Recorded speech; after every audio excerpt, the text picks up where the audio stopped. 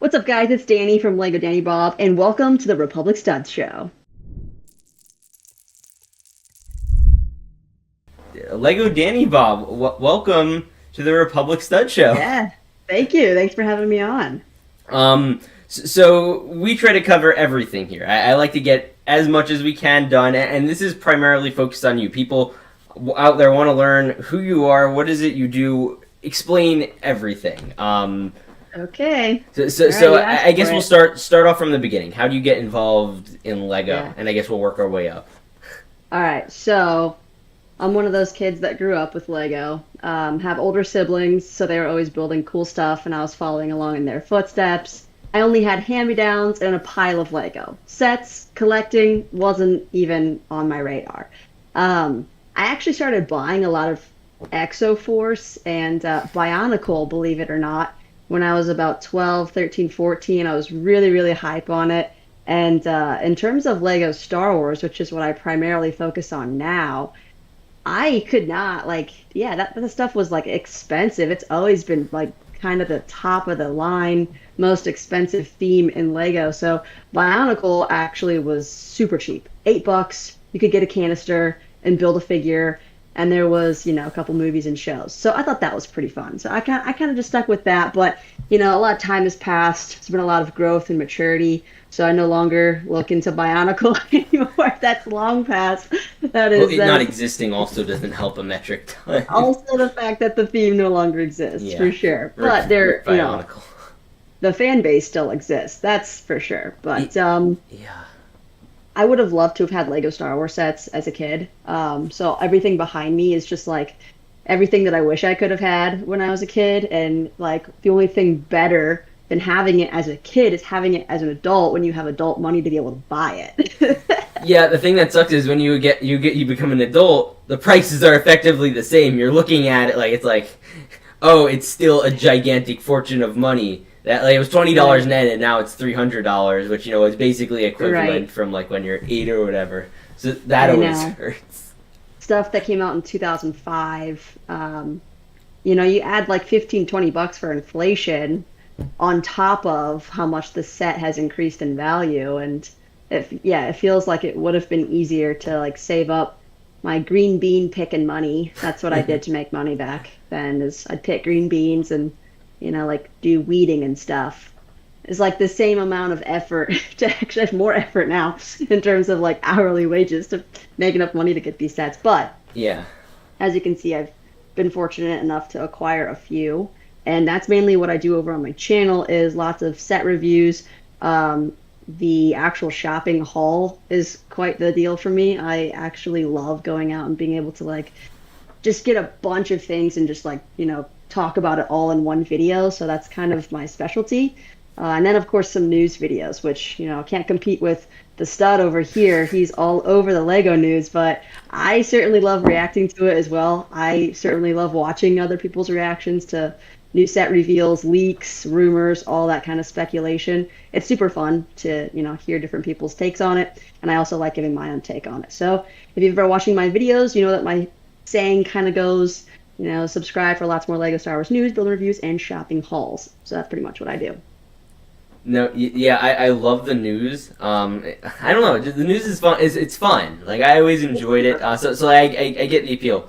And so I had a question because I'm not sure. Like, is as far as you're more popular on Instagram, right, than you are on YouTube? Yeah, yeah. As of right now, Instagram like took off. I've only been on it for maybe 6 months, and it's all because of Reels.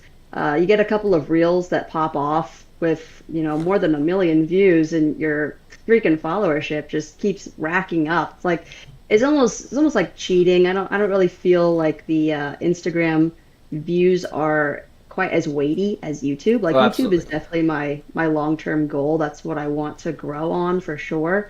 But I find that the Instagram platform is super useful to be able to show more snippets of daily life and behind the scenes, and also for actually doing what the app was meant to do in the first place, which is like highlights, beautiful photos, aesthetic. Yes. Like people have really nice grids out there that showcase all their really nice sets and yeah, so much more. So Instagram is going pretty well. I like Yeah. it. Because like I know you're bigger on there, so YouTube, like you've been doing these YouTube videos, and they are like some of my favorite YouTube videos, like on Lego YouTube period. Like I have like a handful of people. Yeah. You have a couple videos I love. What's it, Josh Build Stuff has some incredible Yeah. videos. Yeah. And TD Bricks of recently has been like killing it. I don't know. You saw that Legoland video? I think I've watched all of TD Bricks' videos that he's put out in the last year. I've been following his videos because his voice and his editing style are just so It's like so perfect fun. to him. And yeah, it just makes you feel like really he's like hyper focused on these details and these aesthetics, but he does it in such a swaggy way that you're like, yeah, Lego is cool. Yeah, like It's so good. he's really awesome, and I've noticed a lot of like the best, like most well performing Lego YouTube people, like they kind of go under the Mhm. radar and with the main community, like Brick Mm. Science. Nobody I in this, know, right? people really talk about him, but the dude has close to 500,000 subs now. He might have He hit it blew already. up. I Yeah, know. he's great, and we have loads of people like that. And some people are more involved than others, and I wonder. Like I've been thinking, is like being a part of the community more of like a, not a detriment to like channel growth, but is there like is that like Hmm. an element to it where people get so wrapped up in all the latest Lego news they don't think about Right. broader content? I don't know. Right. I think it's just different niches.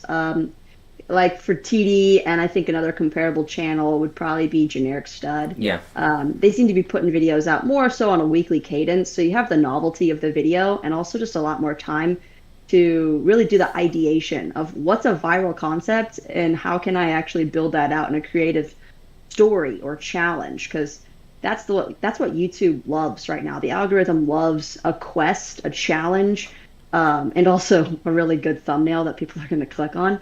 So they definitely have nailed those elements, and whether or not they really are a part of a community or are caught up in the day-to-day news feed of it, I think they're like those two channels and Brick Science too. I think yeah, you could clump all three of them together. Are definitely more so like geared towards how can I make viral content, and I think they're happy with that versus a lot of the other people that I know in the Lego YouTube community, and this goes for Instagram and TikTok hmm as well, um, are more so appealing to like Lego fans. yes. Whereas anybody, whether you like Lego or not, could watch like one of TD's videos. It's going to be entertaining. That's a really good point actually, because like that I'm in the camp of appealing to Lego fans more. If you're outside of the Yeah. Lego community, you're not going to care if we're getting a junior's ATST set. Like Right. Right. that's not a thing people are really going to be very opinionated on. So I think that's Right. I really like that point. But like with your video, I think you've done three at this point. You did the Thor's Hammer one, Yeah. um, the Imperial Marauder one, and I think there was Yeah, that another one. builder race. And then yeah, some Lego money. That was kind of a Yes, fun one. you like just bought a bunch of Lego money.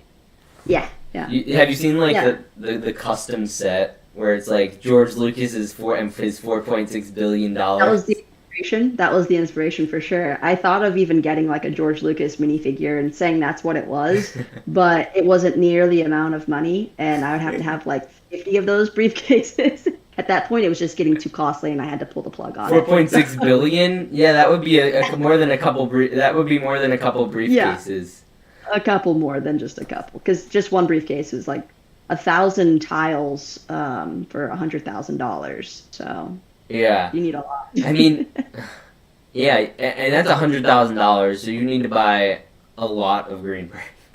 Yeah, and even though I got those bricks from overseas for like just a couple pennies each, it still adds up. Oh Like yeah, even if you pay a penny a piece, it still adds up so quick. it's still it's Yeah. 100,000 pennies. Yeah, like what was it? I got some small crates for one of these MOCs I was doing probably about a year ago now. It was like a Mhm. vendor.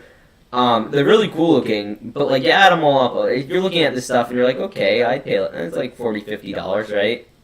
Yeah, $200 later. seriously. That's kind of like when it comes to mock building. I watch Coconut Brick Studios as well, and he does a lot of mocks. He recently made a video with a $10, $50, $1,000 mock, like what you can do for those price points. And same thing, like you start to add up the pieces of like, all right, if you want to build something this big and you have Lego knowledge of sourcing parts, you already have an idea of how much it's going to cost. even from the bare minimum, let alone if you're getting specialty parts and stuff that cost, 50 cents to a dollar per piece. So it's crazy. I think it's really insightful though. And the more people that see that when they go to a convention or something and they see a mock only this big, have a better appreciation for like how much actually goes into that. Like it's a lot of pieces nonetheless. Mocks are insane, and like I'm not a talented builder, so like I'll try to like I'm not either. yeah. So.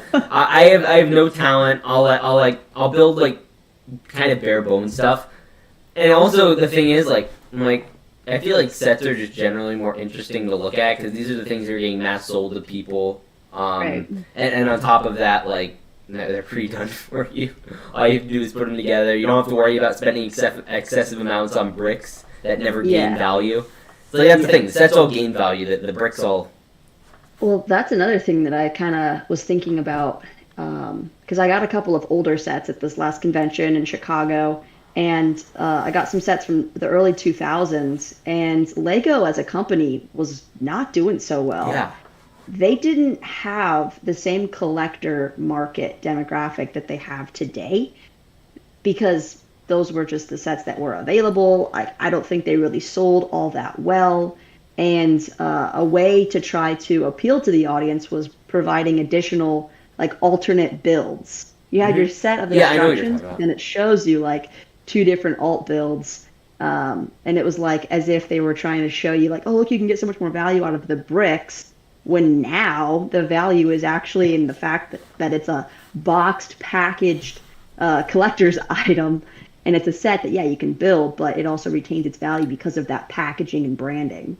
Yeah, and I find it especially fascinating because like we're approaching what like the 22nd year, 23rd year of Lego Star Wars. Yeah. So like back then there were no adult collectors that grew up with Lego Star Wars. This was a brand new thing. So like kids bought it, but nobody else really did. I mean, maybe there was an adult here or there, like with the UCS sets and stuff. It's like there was a thing I saw, like the UCS Falcon, like that came out in like 2007 or 8, and it's like right before a recession, so nobody's buying $500 Lego sets at the time. That wasn't a normal thing back then. Yeah. So they're doing all this crazy like stuff, and like now you have these sets. We're in the 20-something year. You have the 18 plus line now. You have this entire line for adults. You have like the little diorama sets. You have the UCS sets. You go to the Lego store now. Half the side of the store is just black boxes. Yeah.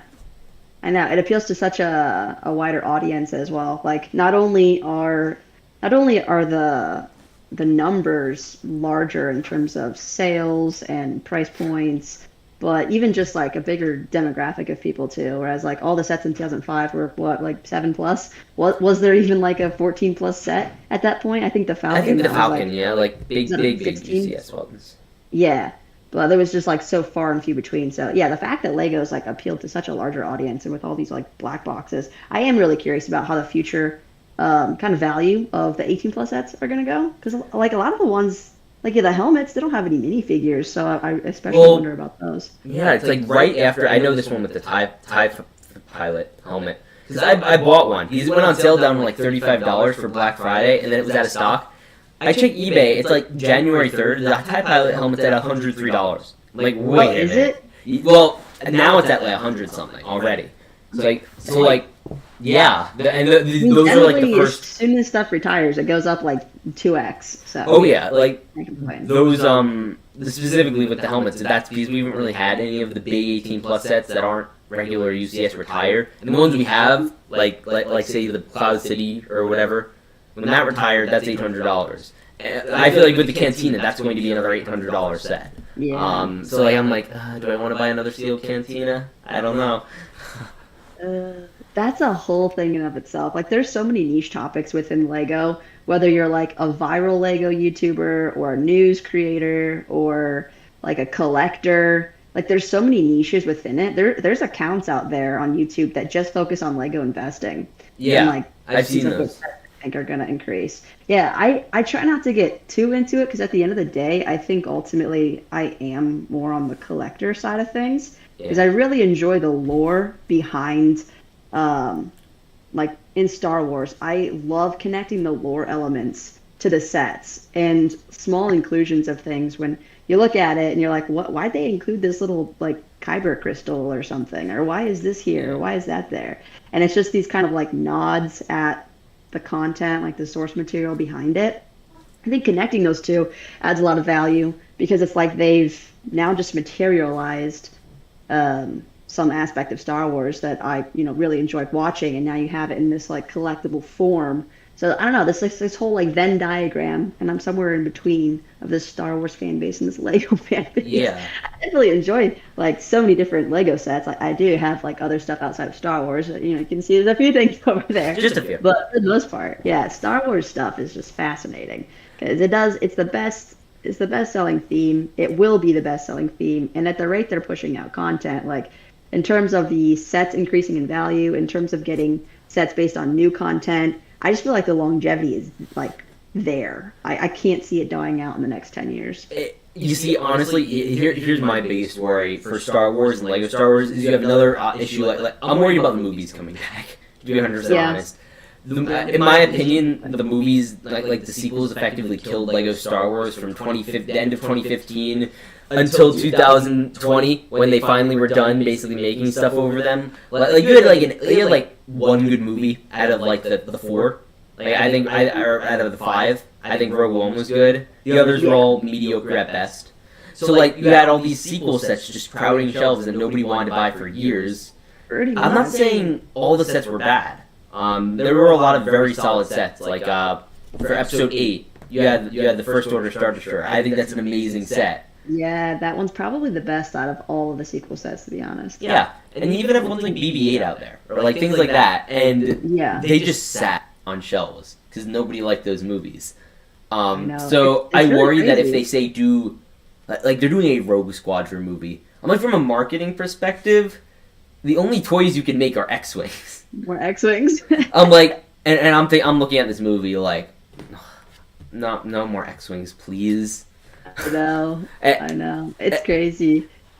Yeah, and like When you beyond that, consider- I'm Go sorry. ahead. Oh, I was gonna say like with I like locations the most. I like physical structures. I was the most. gonna say that. Yes. Yeah. So I love the cantina. I love Bestman. I Yeah. love these buildings, and all they've been giving us is like ships. And the things they have been Mhm. giving us, the locations over the last couple of years, have just not been good. Short of things like No, the cantina. they're very small, and the point of it, I was gonna say, like when you consider the reason that Lego will make a set or not make a set, Yes. there's got to be some kind of like playability and some kind of action, and something that makes sense to include certain figures so that they can market it on a little, package price. Yes. But location sets are something that we don't get a lot of in like Star Wars. Like even with the Boba Fett's throne room, I mean it was such an easy location because they've literally done it before. But they're trying to like pack in these extra little play features or something, as if like that's what's going to sell the set is like Yeah. an extra play feature versus the aesthetic of how it's going to look. Like a lot of the location based sets in general for Lego tend to be more like buildings. And if Yes. it's a building, it's got to be like, some kind of dollhouse style to be able to play inside of. And that's when I think a lot of, aesthetics do get Yeah. overlooked. I'm sympathetic. It's an important Yeah. thing. Yeah. So, yeah, it's interesting because if Lego Star Wars did make more location-based sets, would they sell if they don't have like 3 or 4 play features each?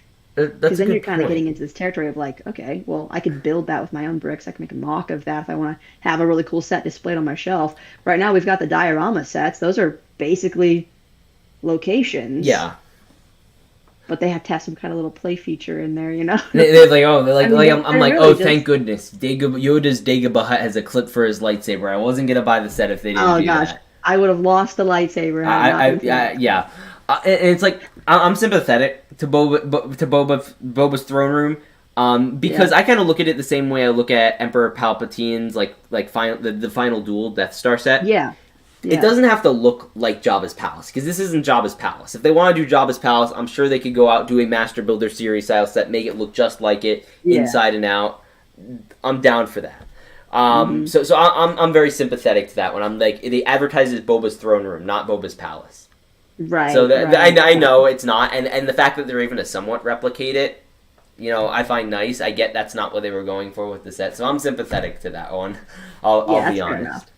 honest. Yeah, But fair enough. yeah, but overall, it's like there's so many locations they could do. How cool would it be if they did like a feed, like a That'd be insane. Like, you kind of use some of those like rounded top yeah, elements, kind of like on Obi-Wan's hut. I was gonna say Obi-Wan's hut was actually probably one of the most successful location-based sets because really, it's small enough that $30 at that price point, it's so easy for most people to just be able to pick up. And it's got like the element of, you can open it up, but you can also just have like this small hut yeah, like actually displayed.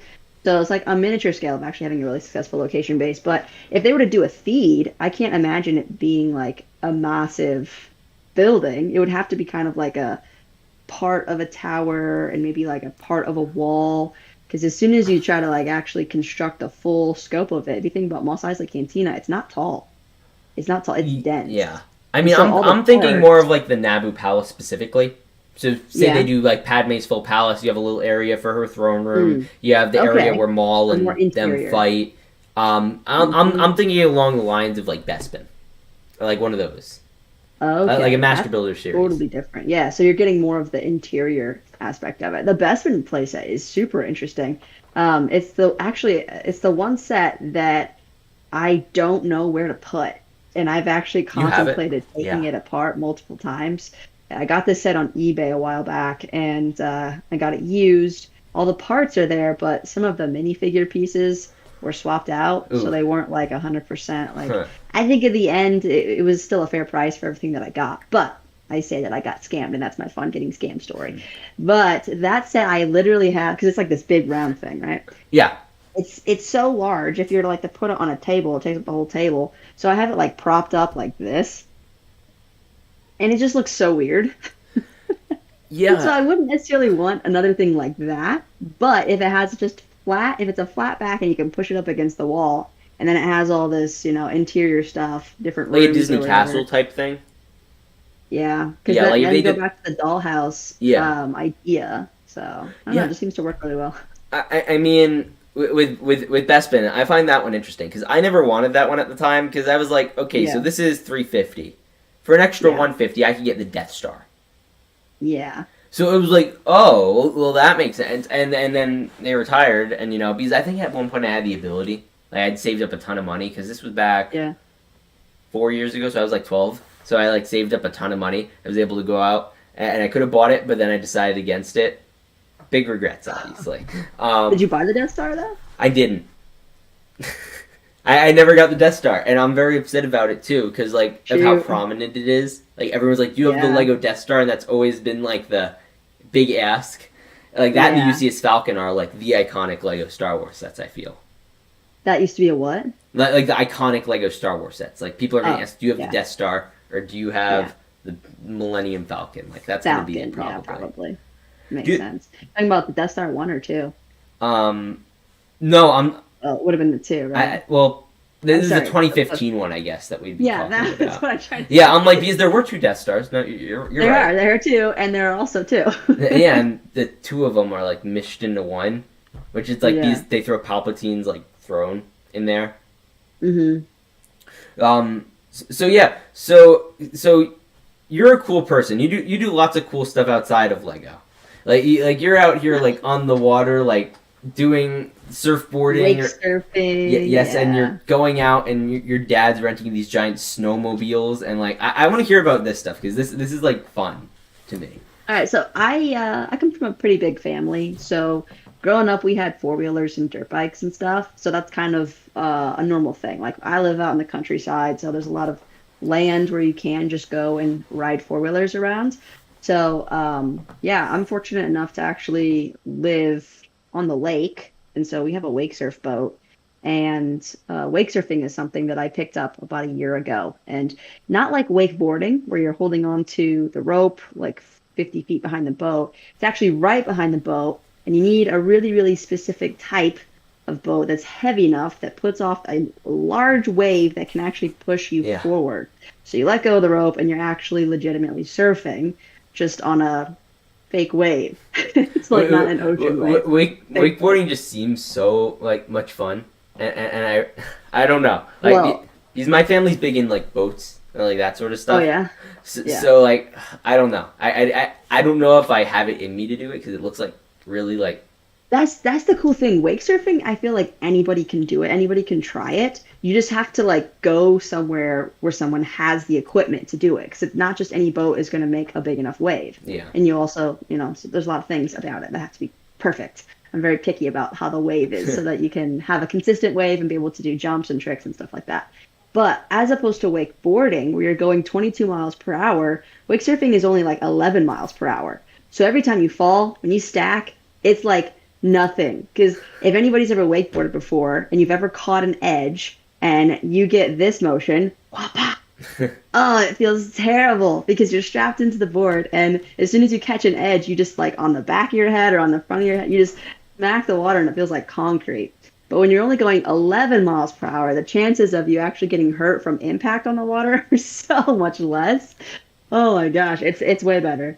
The only way you can get hurt now is really just like falling on the board, which I've unfortunately done a few Ooh. times. But Ugh. I mean, it's to try to learn tricks, so it's worth it. No, yeah, like you'll see some of these like clips on YouTube, and it's like that's just so cool. Just like the ability to just like go through, I guess the waves. Like, have you ever like Yeah, so like you do surfing too, like just regular? I've never surfed in the ocean, but I'd love to. Okay, so but you've done like a level of surfing. Have you ever like had like a thing where like waves are coming and you like go through like the circle or like I don't know what they call it. You know what I'm talking about? Like where like the wave will be coming and like. Oh, I, getting barreled, like yes. going through the tube of the wave. Yeah, I Um, guess. no, it's a dream of mine because on the back of a boat, you'll get a little bit of like the water like crashing over. So just pretend like we're getting barreled. But no, getting inside of a wave that's actually large enough to go over your head, and then you're riding through the tube of the wave is like, I've seen so many videos of people doing it, and it just looks like it would be an experience from another world. So maybe someday I can get invited to like Kelly Slater's wave pool or something because it's really easy to catch their wave and it's perfect the whole entire way. It's this massive freight train and it will pull a bunch of water and create the wave. So it's essentially going like this Yeah. and creating this perfect tube.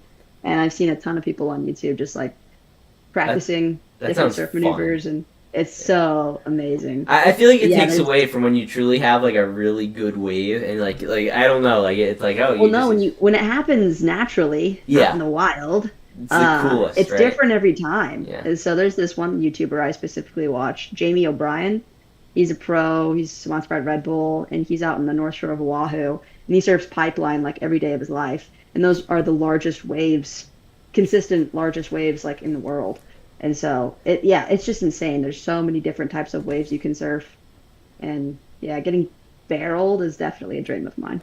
yeah I think when I was like 7 or 6 I was out on a wakeboard or something in the ocean and the ocean Mhm. decided it was gonna get like like really rough so I just got consistently Oh no!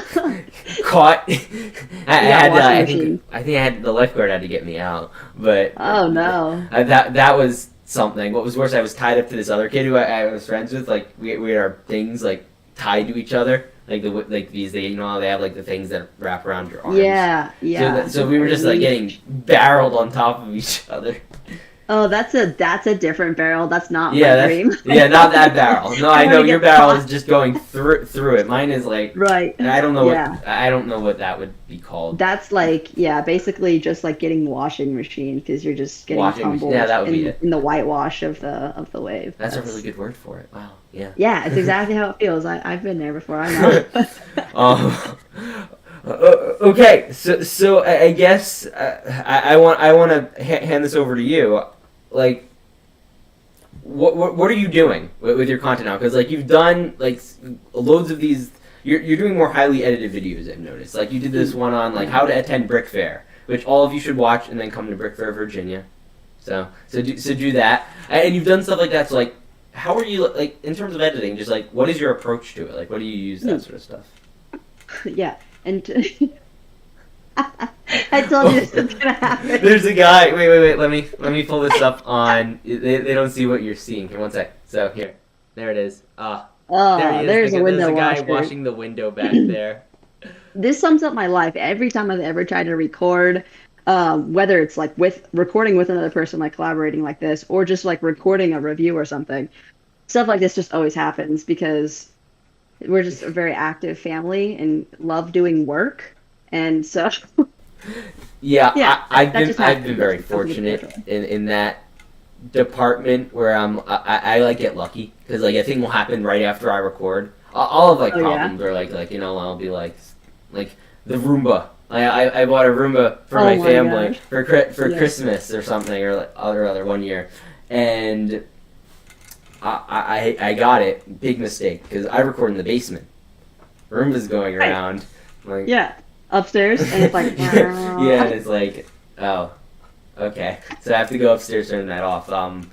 So like you have this whole like studio upstairs. How do you hmm like get away with owning the upstairs of this? Is this like a part of Yeah. this is obviously part of your house, I It's guess. part of the house. Yep. So this is my parents' house, and I rent out the apartment downstairs. So this is kind of originally intended actually to be a Lego room. Really? Funny enough. Wow. So when my parents actually built this house, they had the foresight. My mother had the foresight to actually install these custom shelves, and the light switch even says Legoland. So this was Really? meant to be a Lego room.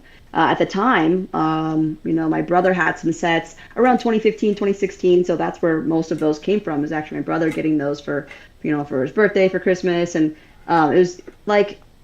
I guess mom was just in the mood to buy like Lego Star Wars that year because she got quite a few sets from 2015. Like if you add it up for birthdays and Christmas, there's more there than just birthdays and Christmas presents. So I love that. If it weren't for that time, I probably wouldn't really have many sets from 2015. Or I 2015 say was a we solid because those year. are technically my brothers. My brother Dougie's 11 years younger than me, so it's kind of funny how that all worked together. But I am fortunate enough to get to live at the apartment that is connected to the house, and this is the room right outside of it. And so I've officially taken this over last year as the Lego room. Like, I want to make content up here. I want to Yeah. be able to put all the Star Wars stuff on display on the shelves back here, and like really see where it goes. So, um, I installed these desks and like computer setups for me and my brother. His gaming setup is over there. And so we're usually up here together like all the time. Like, he's still in school, so he'll be like working on schoolwork and stuff while I'm editing. And then, obviously just right behind me is my what do you call that? The raising desk. I can't think Oh, of the name. the The standing desk. what brand is it? Is it like FlexiSpot I or? don't remember. I got it on Amazon, so I don't know. Even if it says a certain brand, it might not actually be. I got sent one of those for like a review. They're like amazing. Like cause like so Yeah. it makes thumbnails so much easier. Cause like I'll like do a thing with like them up here. I don't have to raise the tripod. I just it's It's great. so nice. Yeah. Yeah. So you're talking about like your brother. hmm And like you integrate your family very heavily in all of your videos with whether that be your Yeah. challenges. You bring them all to like all the different brick fairs, I guess, or like Yeah. Yeah. so it'll like vary. Like it'll have four sometimes. They're like, Yeah. what's going on there? Because like I want to know. So, I know Dougie. That's it. I yeah. don't know the rest. Yeah. Dougie is my brother. There is a huge age gap, and he did have some of these Lego Star Wars sets behind me. But since last year, like all of the Lego purchases, like all me, and all of the production stuff, it's definitely all driven by Yeah. me. But I'm constantly trying to like get them more involved because I know they're interested. But if I don't like invite my brother and my nephew, who's the other one that's Okay. with me a lot, my nephew. He looks like he could be my brother because he's only honestly a few years younger than my younger brother. So they're really close in age. So that makes things complicated. But not only that, we have two friends, Cal and Jed, who are also like very, very enthusiastic about Lego. More so, I think, like Marvel than Star Wars, but Yeah. they're, Hey, they Lego's can Lego. I'd say. Lego's Lego. They're kind of turning away from Star Wars a little bit because of recent content that hasn't like been meeting their expectations, which it's like, yeah, I don't blame you. You don't have the nostalgia that I do. You didn't grow up with it, so it's different. So, Yeah. More on that later. It's an Yeah, interesting topic in and of that itself. is an interesting topic. Yeah. Yeah. But so then the four of them, Dougie, Josh, Cal, and Jed, they're my T-Fault group. And they have been recently named the Bob Squad The because I'm Bob Danny Squad. Bob and I they're the love Bob that. The Squad. Bob Squad. Bobs. Yeah. And I I, feel like it's fitting because they I, do stuff together like a squad. what made you come up with the name like Danny Bob? So like obviously I know the first Yeah. half. Yeah, I'm assuming your name isn't Bob. I'm just gonna Right. go. No, Bob is Okay. not any part of my legal name, but it Okay. has been a part of my gaming endeavors since I was 12. So Danny Bob 37 has been my like gamer tag since I was Okay. 12. Okay. And it's something that has always stuck with me. Um, to not be to not have Danny Bob in some part of my life today would be just like I've just completely Like that's your forgone branding. my This is childhood. me. Yeah, It's like yeah. your Like name. it's been my email address, it's been my gamer tag for, more than half my life. So Yeah. it's got to stay with me forever now. It's like when I was like 8, I was given an email address, Mhm. my email address is cuckoo for Kermit. Like Yeah, number four. yeah, Yeah. So like because I originally wanted that to be my username. Like I had this yeah. like Instagram account or like something, and then it ended up my mom was setting up, so it ended up being my like password. Or, I don't know. It was messed up. Anyway, that ended up being my email because it was in some background scene of the Muppets movie in 2011, and I just haven't changed it. So it's just been the whole time. So I totally get what you're saying. Like I you feel just about that. You think you're gonna keep cuckoo for Kermit forever? not forever. Like eventually I'll just set up a business one when I'm just tired of it flooding because I have like personal emails. So I'm gonna have to stop telling people like I'll be like 32. I don't know if I still wanna have. Hey, that's a good age. That's when I felt like maybe I'll go by my full name by then because I've always just been called Danny, but Danny is short for Danielle. And I was like, yeah, I can't really like embrace like the full name. It's too like Formal. professional. So Yeah. yeah, if you kind of like set a day like yeah, like maybe when I'm 32, I'll stop using cuckoo for Kermit. I totally get that. Life changes a lot throughout the years. Yeah, I mean, well, it's just a fun thing. I really, I'm not too attached to it, but it's one of those things where it's like, it's been there that whole time. Why get rid of it? Yeah, I know. That's something that you can't replace. So yeah, it's kind of a cool thing. Yeah. So So Lego Danny Bob is what it became. My sister actually made that cool sign for me, so that I've been using that. I've been seeing that. That's like really cool. Like, Yeah, there it I'd is love there. to have some logos and some more like effort on branding and whatnot. You I have a don't new entirely know. profile picture Yeah, thing that like hand drawn one. yeah. Yeah. So like I had. Go ahead. no, oh no, I was gonna say like so like where did you get that from? Who did that or did you do that? I actually went on Fiverr, Really? and it's funny because you can find anything on Fiverr, and there's a couple people who were drawing sig figs. So I asked this one guy, and I believe he was from like Indonesia, and Wow. he created my current sig fig, which is my profile picture, for like $5. But I tipped him another five. I was like, bro, you deserve that. Like I don't mind paying. I can't draw it. Like, what am I Yeah. gonna use? You got a Anything's better better. deal than I did on mine. Um, what Some was people it? do it for free too, but I don't have those kind of Yeah. network connections yet. I've been offered for free, but I don't like not giving people There's, money for it. I guess I want to give yeah, people like something I for it. know. If anybody wanted to like draw my sig fig, even at any point, I'm happy with it now. But even if anybody did, yeah, I would want to like give them something in return. That Yeah. only feels right.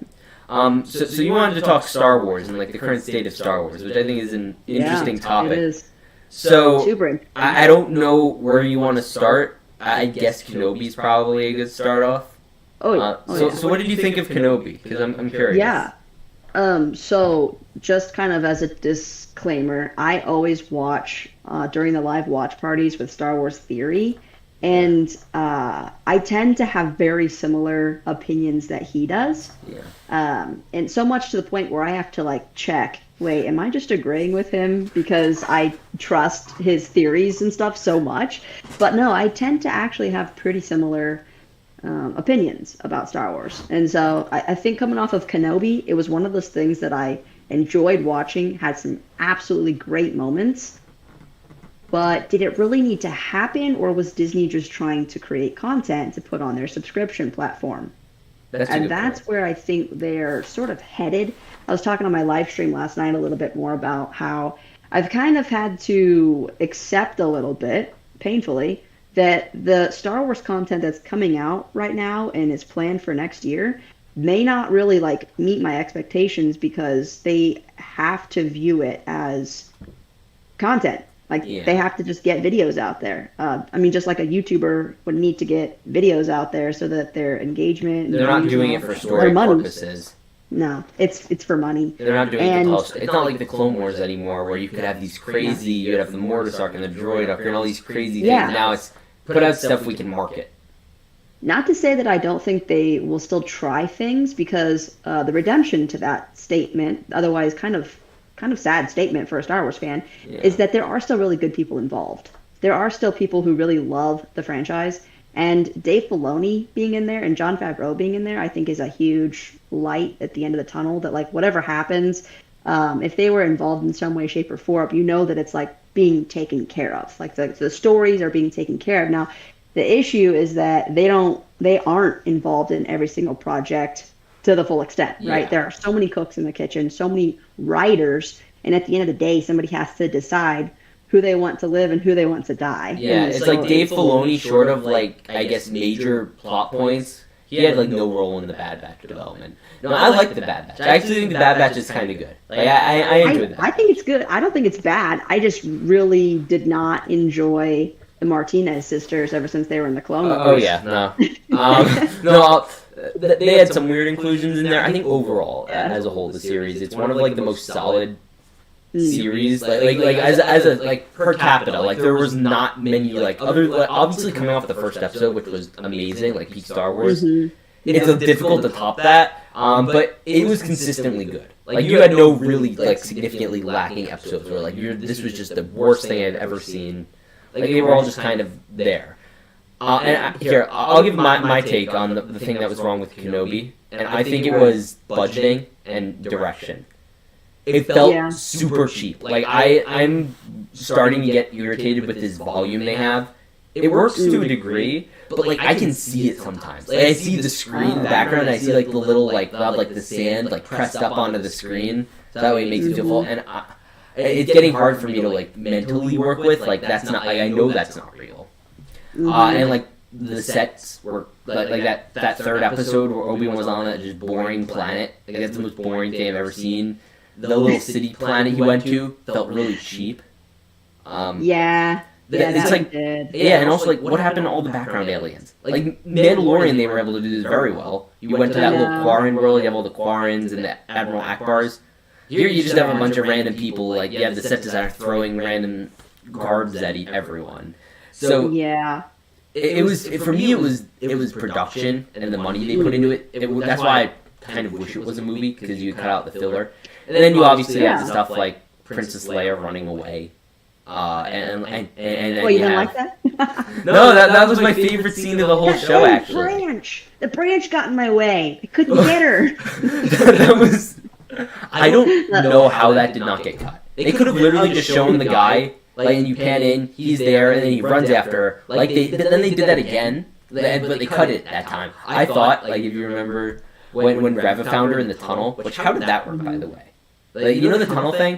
Have you seen that? No, because it's so funny because later she happens to be injured, I suppose. So maybe if she was using force speed or something, she couldn't in the final episode. But you got the same thing. Brother running away in the desert, nowhere to go. He's just running, but somehow totally outrunning her.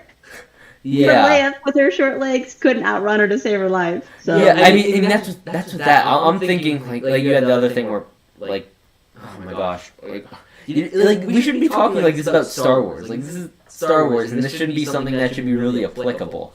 Like that we're like, oh my gosh, that was so like cringy. It's one thing if it's just a bad scene that you don't agree with fundamentally, like in The Last Jedi. The Last Jedi is still the most beautiful Star Wars movie in my opinion. Like, yeah, it's cinematic. Yeah, it's a great looking movie. It just stupid plot points. But with this, like we just have genuinely like really like Star Wars has had goofy stuff in it, but like. I know. I always think about that. Like, did we criticize the prequels and stuff for these same things?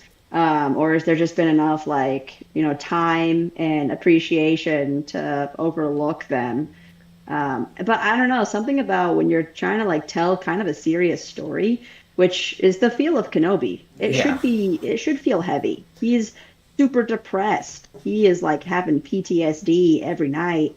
And the severity of these children being found by the Empire is very severe. Yeah. But we know what happens to them already. Yeah, it's like the So, final scene is Reva hunting Luke. What are yeah, the stakes? We know nothing's gonna happen to Luke. exactly. So the stakes did not match um, like the actual feeling of just utter defeat. And it's Yes. like there was no moment in time where even though you know what's going to happen, like Clone Wars season 7, you know what's going to happen already, but you're so invested into like How? what Maul Yeah. does and what Ahsoka does, and like even though you know that that Order 66 is inevitable, the stakes are there because, and you're so invested into the characters. I'm like getting goosebumps thinking about it. It's like actually so well done. So to bring that into live action, to like make the stakes feel really high for Obi-Wan protecting Leia, Yeah.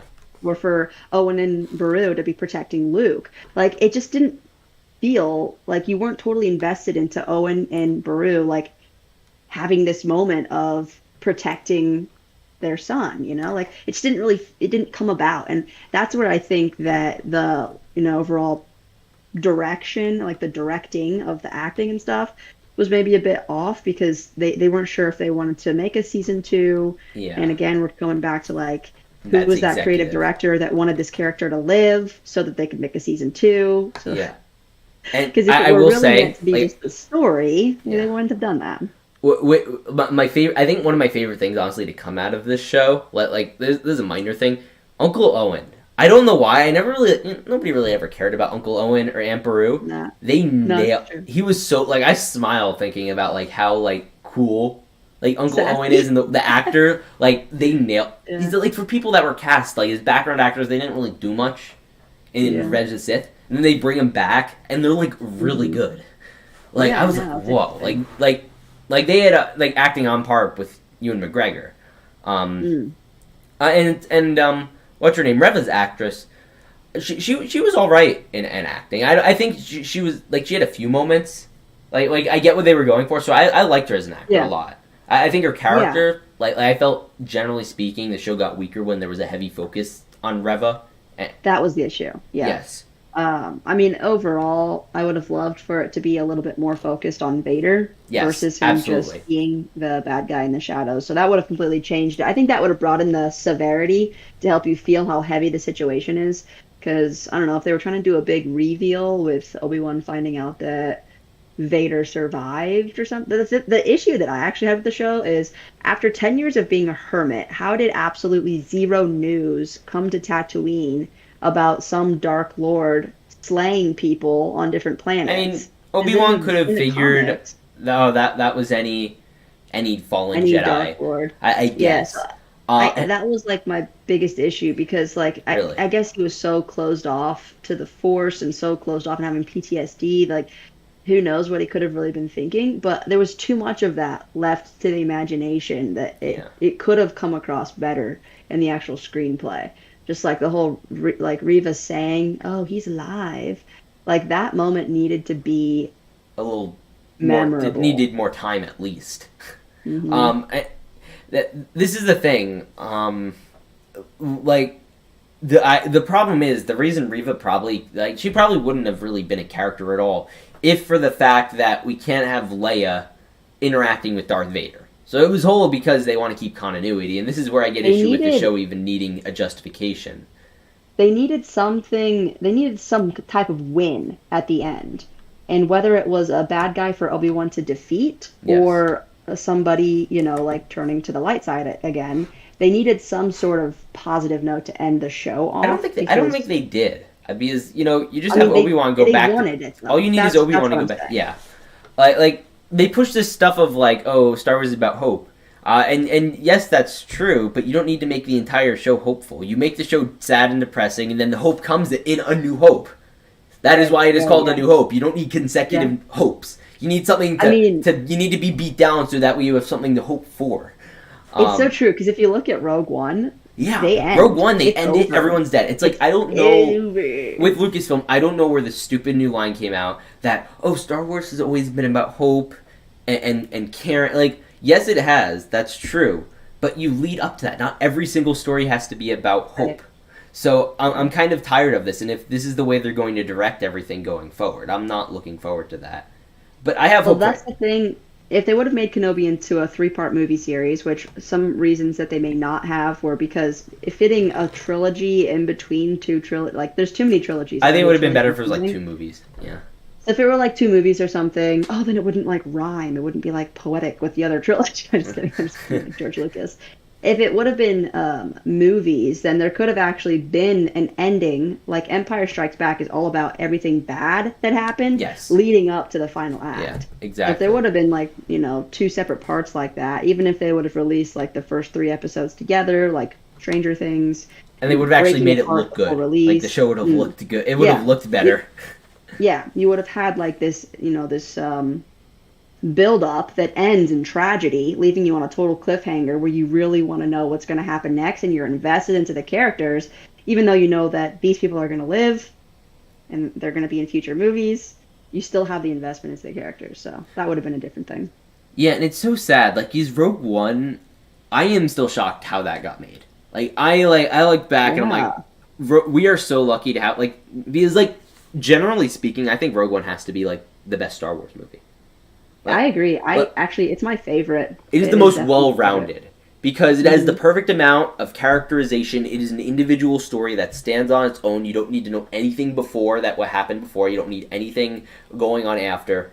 Other than this just great, amazing story. And as I've like watched more movies, like just in general, I've learned to appreciate movies like that more. Like it's harder because like with Star Wars, you have entire trilogies to set up characters, and Ahsoka shows up every 5 minutes, which is honestly getting kind of annoying. It's like, did Ahsoka need to be in Book of Boba? And this is where I worry about Dave Filoni because I think he's just getting excited that he gets to do whatever he wants in live action now. So he's like, "Ooh, I could throw in Ahsoka," and he just tries to squeeze her in wherever he can and like that sort of stuff. Yeah. So I do worry about that a little bit. Um, They're also setting her up for like her own show yeah, as well. So they have to keep reminding the audience that she's still relevant and stuff. I don't know. It comes down to a yeah, lot of that's true. psychology and like longevity decisions. I mean, Whereas they're like doing that Tales of the movies, Jedi show, yeah, which I I'm like that's excited what I'm for. saying. I think they might actually try some different things that wouldn't be expected in the Tales of the Jedi. Tales of the Jedi is going to be. This is a story that Dave Filoni had in the back of his mind that he He wrote wanted it to on tell, but he napkins. couldn't do it in Clone Wars because it didn't happen during the Clone Wars. Yeah, yeah. So he's like going back, oh, want to learn about Ahsoka as a little toddler? Here you go. You want to learn about Count Dooku, which I'm really interested to see the Count Dooku stuff. Yeah, That's I've gonna be cool. I want to see Darth both Plagueis. things. They need to do with that show. They need to do Darth Plagueis, Dude, Emperor that would be Palpatine. nuts. It's only going to be like 8 episodes, I think, 6, 8 episodes for season one. That is probably. Yeah. I think that's going to be the gem that comes out of this whole next few years. That and Andor. I think Andor is going to be good. Yeah, based on the trailer, Andor looks like a very high budget project in comparison to maybe their Kenobi. last two projects. Yeah, it's like they're I actually think, going yeah, on real sets. They're not in the stupid yeah, volume anymore, which I'm like yeah. pumped about. Oh my I'm so God. done with this little screen. I don't know. So I guess before we round off, what are your plans for the future Mm. on YouTube and on Instagram and in the community? Are you going to any conventions maybe that we should Ooh, know about? yeah. We'll have Well, Danny Bob meet and definitely greets. a lot more Lego Star Wars stuff coming up. Plenty of reviews. We got a ton of stuff coming out on August 1st. I would love to be able to get my hands on literally anything early because so unfortunate. Like it's on August 1st, which is good that we're not already at the convention, but I'm Yes, literally leaving 2 days later to drive out to Virginia same here. for Yep. Brick Fair. So would just love to be able to get some of those sets early to maybe get some reviews up before the whole convention. But that is going to be a super fun one. I'm planning on going in with kind of a list and a quest to try to acquire things because it's got to be one of my favorite things is Buying going stuff. to a convention and getting a haul of like retired sets. I can't believe we Buying didn't in talk about this. You person. got an amazing you got an amazing deal. I wanted to talk about this. the ATTE from 2002 for like what was it, 150, 250? 250, yeah. 250. I'm Yeah. like, sealed? Not sealed. Not no, sealed. it's Oh, used. okay. So Sorry. I don't think it's really a deal, but Okay, it's more sorry. so just like what I was about to say is when I get stuff in person, there's kind of a mental thing about it because, like the condition that it's in, but more so like you can pay in cash. Yeah. And you pay in cash and then you also aren't paying like for shipping or a You can third haggle. party like eBay skimming or even Bricklink skimming a percentage of the profit. So to be able to do like an in-person transfer, if I ever start selling some of my like excess sets, I literally have excess sets like I'm gonna like be able to unload in a few years from Yeah. now to be able to comp some money back and put it back into more sets. But being able to do the transaction in person, it like builds the community, you know the condition of it, you're not paying for any third party stuff, and it's just like switching hands. Like this is what I am willing to pay for this product. It's And it's literally just it's like trading. Like you get yeah, money it's and just I get trading. set. There's no Yeah. in between. There's no It's little. not the same, like, oh, I just paid a transaction out of my bank account, and what am I getting in return? I don't know. So, like I Yeah. said, it was kind of a No, tough no, love. I get what you're saying 100%. And I'm Yeah, excited to do that. I'm excited to buy stuff. I'm excited to meet people. It's just going to be yeah, such a good time. And I'm so for ready sure. for it. Um, Yeah. so This is your first yeah, time at Virginia, right? yeah, Virginia, Oh, of course, Virginia. yeah, because you went to, didn't you go to Jersey last year? I The went one to in Jersey? Jersey, but like Jersey's not a Yeah. big convention. Like Jersey's Mm. a tiny convention. Like they have like when I say tiny, it's like there's not like it's not nearly as big as Virginia from what I understand of Right. it. Yeah. And your thing actually helped me in like figuring out like hotels and like that sort of Mm. stuff. So Yeah. Danny has a great video for anyone who's considering going to a Lego convention. Watch it. It's better than anything any of the other Lego convention people have put together. So watch that. Where can people find you?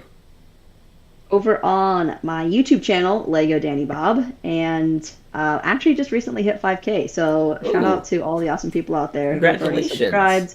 And if you haven't subscribed, make sure you do so because I have lots of good stuff coming up. As always, you can also find me on Instagram and on TikTok. All Same right. name, Lego Danny Bob. And I'm posting over there almost daily, so that's kind of nice. If you don't get enough content fed to already, just go ahead and add one more subscription. What's another one? Of But course. yeah, Absolutely. All right, very guys. excited about the Yeah. convention, and I am planning another like amazing builder race with some new contestants this time. So I Ooh. have some more fun videos planned as I'm well. excited for it, and I will be there